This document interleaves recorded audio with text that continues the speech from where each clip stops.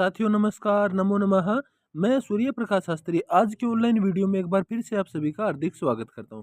तो भाई इससे जो पिछली वीडियो आई थी अभिज्ञान शाकुंतलम की, उस वीडियो के अंदर जो है हमने अभिज्ञान शाकुंतलम के 2 अंकों को अच्छी प्रकार से पढ़ लिया था, उन श्लोकों का हिंदी अनुवाद कर लिया था। अब आज जो है हमारा तीसरा अंक शुरू होता है। तो दूसरे अंक की समाप्ति कहाँ पे हुई थी, जहाँ पे राजा दुष्यंत विदूषक को हस्तिनापुर में भेज देता है और खुद उन दोनों तपस्वियों के साथ वन में आ जाता है, तपोवन में आ जाता है।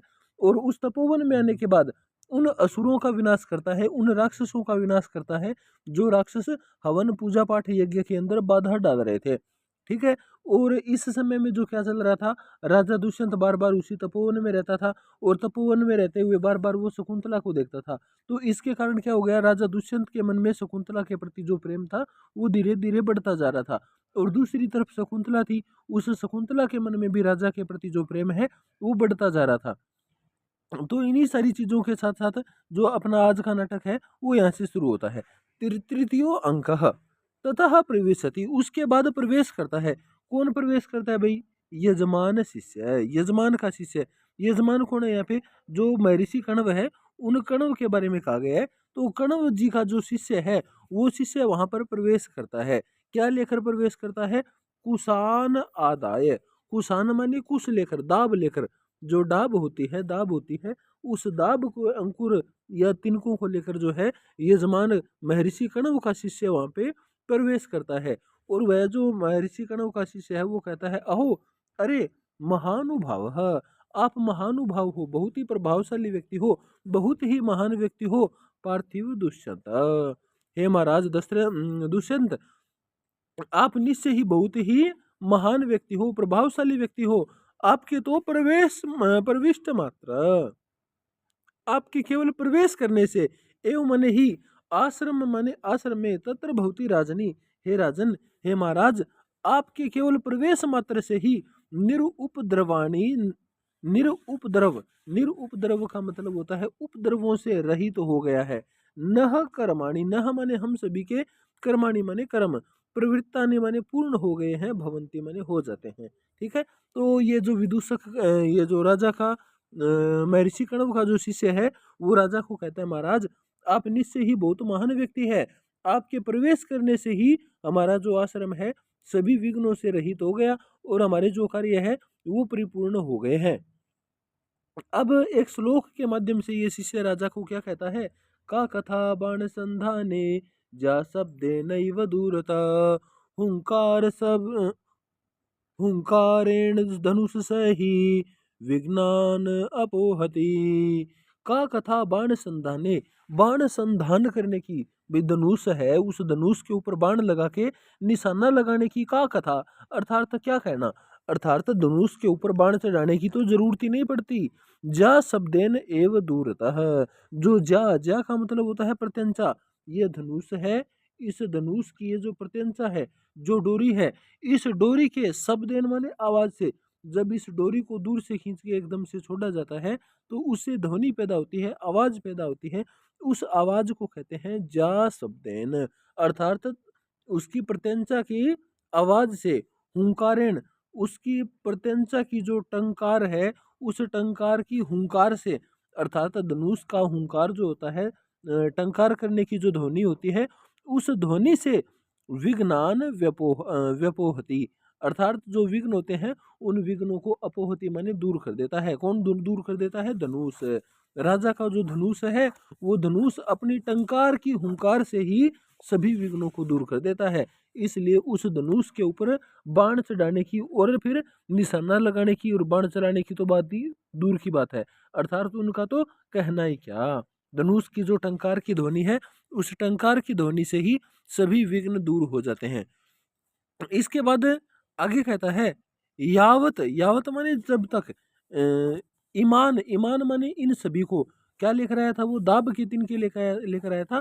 तो कहता है जब तक इन सभी को वेदी संतरणार्थम, वेदी का मतलब वेदी के ऊपर, संतरणार्थम माने बिछाने के लिए, जो हवन पूजा पाठ करने के लिए वेदी बनाई होती है, उस वेदी के ऊपर संतरणार्थम अर्थात बिछाने के लिए, दरभान माने दाब को, ऋत्विक भय, ऋत्विक भय का मतलब होता है हवन के लिए, उपनयमी माने लाता हूँ। जब तक मैं हवन करने के लिए वेदी के ऊपर बिछाने के लिए दाब को लेकर आता हूँ। इसके बाद में आगे कहता है परिक्रम्य अवलोक्य च। परिक्रम्य माने परिक्रमा करता है और अवलोक्य माने देखता है। कहाँ देखता है? आकाशे। आकाश की ओर देखकर कहता है प्रियम वदे कस्य इदम उशीरानुलेपनम मृणालवंतिम च नलिनी पात्राणि नीयन्ते। हे प्रियम वदा कस्य इदम किसके लिए? इदम उशीरानुलेपनम। उशीर का मतलब क्या होता है? खसखस का लेप। किसके लिए तुम ये खसखस का लेप लेकर जा रही हो? मृणालवंतिम च नलिनीम। मृणाल से युक्त अर्थात कमल की नाल से युक्त नलिनी पात्राणि नीयन्ते। और कमल की नाल से युक्त ये जो कमलिनी के पत्ते हैं ये नियंत्य माने लेकर जा रही हूँ। अर्थात हे प्रियंवदा ये सारा का सारा सामान जो तुम लेकर जा रही हो किसके लिए लेकर जा रही हो? उसके बाद में आकर्ण्य माने सुनने का नाटक करता है और कहता है किम ब्रवीसी, क्या कह रही हो? आतप लंघनात। आतप माने धूप, लंघनात माने लगने के कारण। धूप लगने के कारण बलवद अवस्था। बलवद अवस्था का मतलब होता है बीमार अवस्था में। शकुंतला माने शकुंतला, क्या बोली तुम? धूप लगने के कारण शकुंतला की अवस्था खराब हो गई है। तस्याहा माने उस शकुंतला के शरीर निर्वापणाय इति। शरीर निर्वापणाय, शरीर माने शरीर की जो ताप है, शरीर की गर्मी है, उसको निर्वापणाय, निर्वापणाय अर्थात कम करने के लिए, उसके शरीर के ताप को कम करने के लिए लेकर जा रही हूँ। ऐसा कह रही हो क्या तुम? ठीक है। तरही त्वरितव गम्यताम। ठीक है, अगर ऐसी बात है तो त्वरित गम्यताम, जल्दी जाओ। सखी, हे सखी, सा खलु भगवत कणवस्य कुलपतेरु उत्सवसितम। हे प्रिय, हे सखी, तुम जल्दी जाओ। क्यों जल्दी जाना है? क्योंकि सा माने सा शकुंतला, खलु माने निश्चय ही, सा शकुंतला निश्चयन भगवतः कणवस्य कुलपतेर उच्छ्वसितम। अर्थात वो जो बालिका है, शकुंतला है, वो निश्चय ही हमारे कुलपति महर्षि कणव की उच्छ्वसित माने सांस है। अर्थात वो शकुंतला है, वो इनको अपने प्राणों से भी प्रिय है। अहम अपि तावत द्वेतानिक शांति उदकम तस्यै उदकम अस्यै गौतमी हस्ते विसर्जयिष्यामि।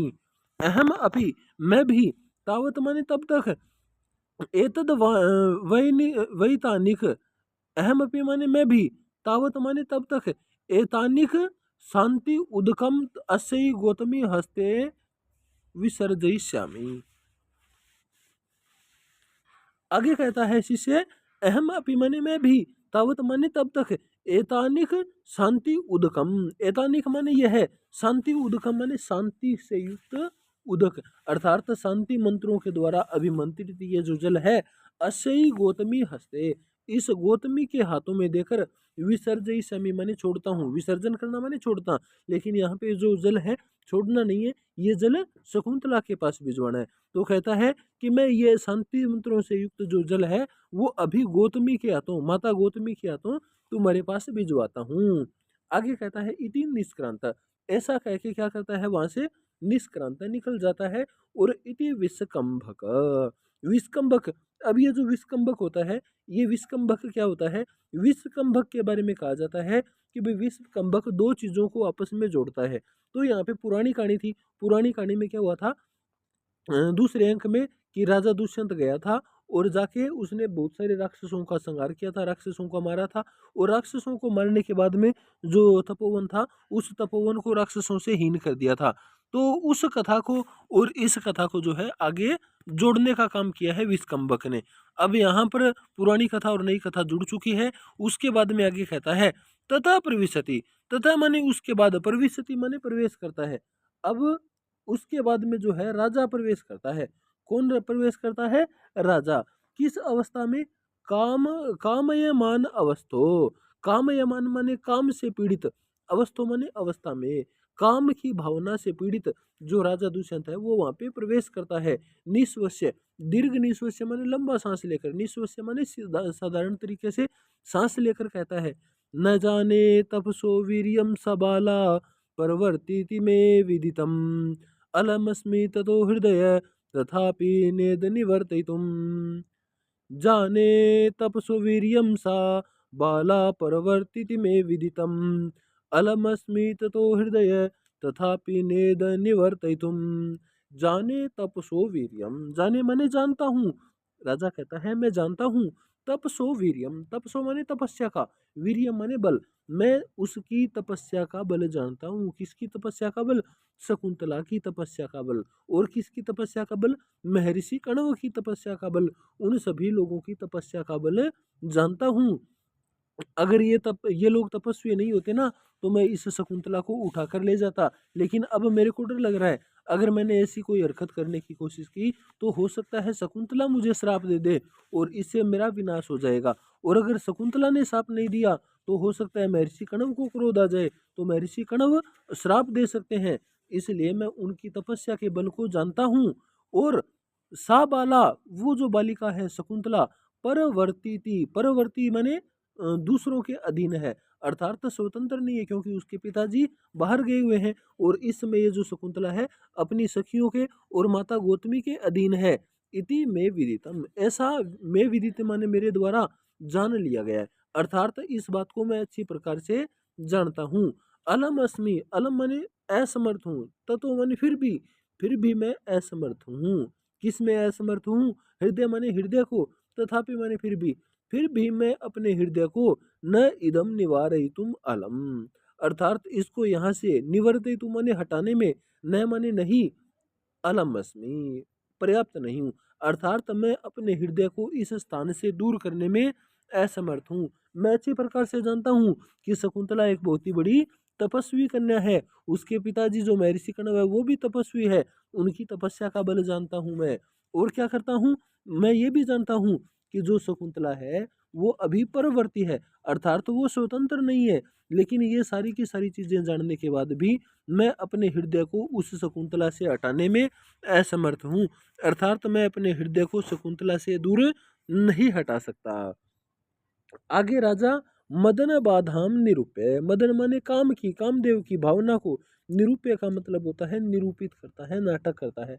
राजा दुष्यंत काम की भावना का निरूपण करता है, नाटक करता है और कहता है भगवान कुसुमायुध, हे भगवान कुसुम जमा आयुध, कुसुम आयुध, कुसुम आयुध किसका नाम है? कामदेव का नाम है। हे महर्षि कामदेव, हे भगवान कामदेव, तवया तुम्हारे द्वारा, चंद्रमा सामान्य चंद्रमा के द्वारा, तुम्हारे और चंद्रमा के द्वारा, विश्वसनीयभ्याम, आप दोनों तो कैसे हो? विश्वसनीय हो, अर्थात आप लोगों के ऊपर तो पूरी दुनिया को विश्वास है।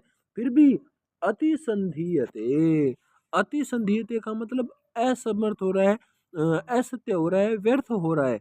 कामी जन सार्थम, कामी जन सार्थम माने मुझ जैसे कामी जनों के साथ। हे महाराज, आप दोनों तो विश्वास को प्राप्त हुए, अर्थात लोगों को शीतल करने के लिए है, लेकिन फिर भी आपका जो इस प्रकार का जो स्वभाव है वो हम जैसे कामी लोगों के लिए असमर्थ हो रहा है, असत्य सिद्ध हो रहा है। कुतः, कुतः माने क्योंकि, किस प्रकार से सिद्ध हो रहा है? राजा एक श्लोक के माध्यम से कहता है तव कुसुम सरत्वं शीतरश्मि त्वमिन्दोर द्वयमिदं मये यथार्थं दृश्यते मद्विधेषु विसृजति हिमगर्भैरग्निमेन्दुर्मयूखैस्त्वमपि कुसुमबाणान् वज्रसारी करोषि। राजा कहता है हे महर्षि, हे महाराज कामदेव, तव कुसुम सरत्वम, तव माने तुम्हारे, कुसुम सरत्व, कुसुम माने फूल के जो बाण होते हैं, फूलों के बाण बिल्कुल कोमल होते हैं। और शीत माने ठंडे, रश्मि माने किरणें, और त्वम इंदो, और जो चंद्रमा की किरणें हैं वो शीत रश्मि, शीत माने ठंडी होती है, शीतल होती है। द्वयम इदम, वो दोनों की दोनों, मय अयथार्थम, मया माने मेरे लिए, अयथार्थम दृश्यते, अयथार्थ माने असत्य दिखाई दे रही है। किसके लिए? मद विधेषु, मुझ जैसे लोगों के लिए। हे महाराज, हे महाराज कामदेव और हे प्रभु चंद्रमा, आप दोनों की जो कुसुमों के फूलों के बाण और जो शीतल किरणें हैं वो मुझ जैसे कामी लोगों के लिए अयथार्थ अर्थात असत्य दिखाई दे रही है। किस प्रकार से असत्य दिखाई दे रही है?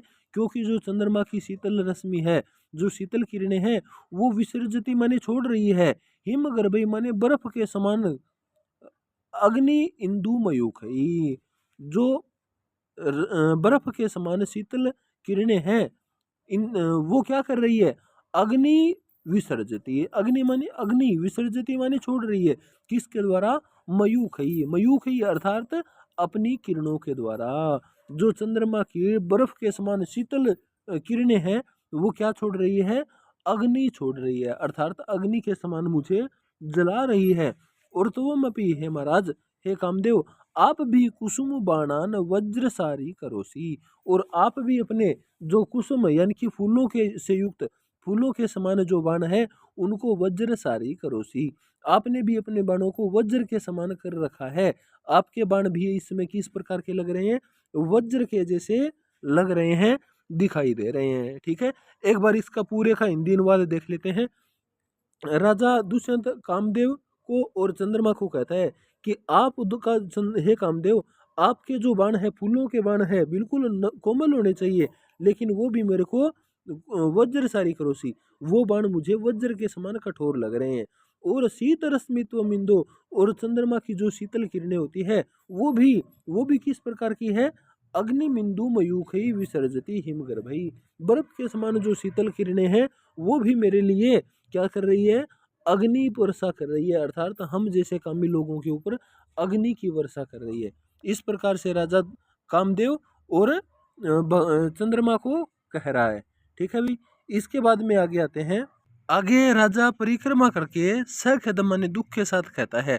सखेदम माने दुख के साथ, खेद के साथ, परिक्रमा माने परिक्रमा करता है और कहता है क्व माने कहाँ, नु माने निश्चय ही, खलु माने भी निश्चय ही होता है, संस्थित माने यहाँ पर रहते हुए। राजा कहता है कि यहाँ पर रहते हुए, इस तपोवन में रहते हुए, कर्मणि, कर्मणि माने जो मेरा कार्य था, क्या कार्य था भाई? सदस्य ही, सदस्य माने जो तपस्वी लोग हैं, उन तपस्वी लोगों की रक्षा करना, तो उनकी लोगों की हवन की रक्षा करना उसका कार्य था।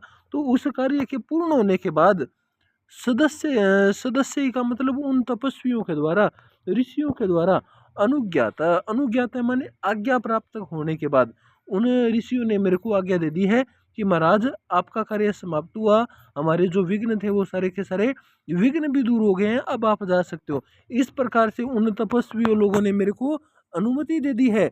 और खिन्न आत्मानम, इसके कारण आत्मानम माने अपने आप को, खिन्न माने खिन्न, अर्थात मेरे जैसे खिन्न व्यक्ति को कुत्र विनोदयामी, कब माने कहाँ पर विनोदयामी माने समय व्यतीत करूं, अर्थात ऋषियों के द्वारा अनुमति दी जाने के कारण मेरा जो मन है वो खिन्न हो चुका है, दुखी हो चुका है। इस स्थिति में अब मैं कहाँ पर अपने समय को व्यतीत करूं? इस प्रकार से राजा कहता है। निश्वस्य मने लंबा सांस लेके। ऊपर वाली लाइन में राजा ने क्या कहा था कि भाई मेरे को कार्य संपूर्ण होने के बाद ऋषियों ने अनुमति दे दी है जाने के लिए, अब अपने आप का समय कहाँ पर व्यतीत करूं? तो राजा कहता है कि नु, और कहाँ, निश्चय ही मैं प्रिया दर्शनाद रीते, मैं माने मेरी, प्रिया माने प्रिया जो शकुंतला है उसके दर्शनात रीते, दर्शनात माने दर्शन के, रीते माने अतिरिक्त, उस शकुंतला के दर्शन के अतिरिक्त शरणम अन्यत, उसके अतिरिक्त मेरी और क्या शरण है? अर्थात मुझे शकुंतला का दर्शन करने के अतिरिक्त और क्या काम है? और कोई भी काम नहीं हो सकता। यावत एनाम पश्यामी अन्वेषयामी, तब तक मैं इसको अन्वेषयिष्यामि, अर्थात उनका अन्वेषण करता हूँ, शकुंतला को ढूंढता हूँ कि वो कहाँ पर छुप कर बैठी हुई है, उसको ढूंढता हूँ। सूर्यम अवलोक्य, अब राजा सूर्य को देखता है, यानी कि ऊपर आकाश की तरफ देखता है और क्या कहता है? इयम उग्र ताप वेला, इयम वेला, ये जो समय है कैसा है? उग्र ताप, उग्र माने भयंकर, ताप माने गर्मी का, यह भयंकर गर्मी का समय है। प्रायण माने प्रायशः, लगभग, लता वलय वत्सु, इस समय जो शकुंतला है वो कहाँ होती है? लता माने लताओं के, वलय माने वलय से युक्त, मालिनी तीरेसु, मालिनी का जो तीर है, किनारा है, उस किनारे के ऊपर सखी जना, अपनी सखियों के साथ शकुंतला गमयती, इस गर्मी के समय, भयंकर दोपहर के समय जो शकुंतला है मालिनी के तीर के ऊपर, किनारे के ऊपर अपनी सहेलियों के साथ लता मंडप के अंदर बैठी हुई होती है, अर्थात तो वहीं पर जाती है। तो तत्रैव तावत गच्छामि, तत्रैव माने वहीं पर, तावत गच्छामि, इसलिए अब मुझे वहीं पर जाना होगा और वहीं पे जाकर मैं देखता हूँ कि वो कहाँ है। इसके बाद परिक्रमा माने परिक्रमा करके, सस्पर्शम, सस्पर्शम माने स्पर्श को रूपयित्व माने निरूपण करके। इसके बाद राजा स्पर्श करने का निरूपण करता है, अर्थात ऐसी अभिनय करता है जैसे उसको किसी चीज ने स्पर्श कर लिया हो। किस चीज ने स्पर्श किया? अहो प्रभात सुभगो अयम उद्देश्य, अयम उद्देश्य। अयम माने यह स्थान, माने उद्देश्य माने स्थान। ये जो स्थान है कैसा है? सुभग। सुभग माने रमणीय है, बहुत ही सुंदर है। किसके कारण? प्रभात। प्रभात माने वायु के कारण। ये जो सुगंधित हवा चल रही है, इस सुगंधित हवा के कारण ये जो वातावरण है बहुत ही सुगंधित हो चुका है। यहीं तक आज की वीडियो में हम पढ़ेंगे। इसके बाद आगे का जो श्लोक बच गया ये हम करेंगे अगली वीडियो में। ठीक है भाई, तब तक वीडियो के साथ अच्छी प्रकार से बने रहिए। अगर वीडियो आपको अच्छी लगे तो इसको ज़्यादा से ज़्यादा लाइक, शेयर और सब्सक्राइब करें। अगर इस वीडियो में कोई कमी लगे तो उसके बारे में भी आप कमेंट करके ज़रूर बताएं। धन्यवाद। पुनर्मिलामः। नमो नमः।